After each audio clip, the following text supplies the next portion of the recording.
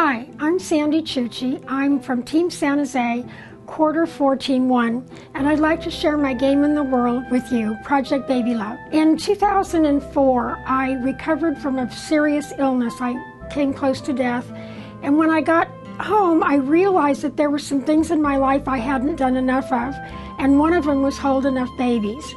So I started going up to our local hospital, to the neonatal intensive care unit, and the nurses were training me to hold and care for the little tiny sick babies. And I found I have a gift. I can take any baby crying that nobody else can calm down, and I can get them peacefully sound to sleep.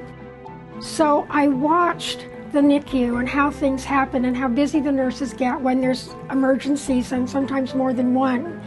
And I realized that the Cuddler program would be really valuable for the nurses and for the mothers as well, and the babies. What I found when I researched this is that babies who are nurtured from birth eat better, sleep better, grow faster, and have less violence in their lives. Through Project Baby Love and the Cuddler program, we can actually change life on the planet as we know it, one infant at a time, and that's my vision.